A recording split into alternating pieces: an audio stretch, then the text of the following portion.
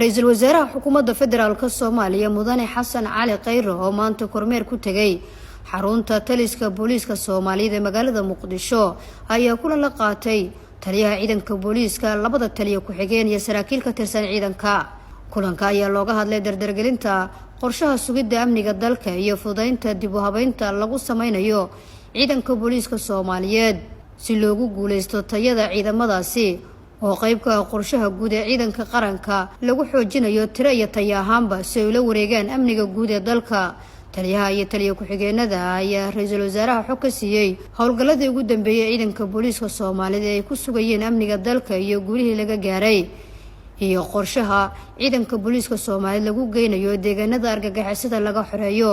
waxayna ballan qaadeen inay fududeynayaan qorshaha dib u habeynta ciidanka isla markaana ay laba jibaarayaan shaqooyinka qaranka ay u hayaan si loo helo amni iyo xasilooni kala dambeyn. dhinaca kale ra'iisul wasaaraha xukuumadda federaalka Soomaaliya ayaa isla maanta kulan la qaatay qabanqaabiyaashii iyo howlwadeenadii shirkii madasha iskaashiga Soomaaliya caalamka ee Muqdisho ku soo xirmashay, waxaana kulanka la isaga xog wareystay hanaankii shirku u qabsoomay, caqabadihii la soo gudboonaaday iyo casharadii laga bartay ee looga faa'iideysan karo shirarka caalamiga ee Soomaaliya martigelin doonto. Nasra Bashiir Cali, warbaahinta qaranka, magaalada Muqdisho.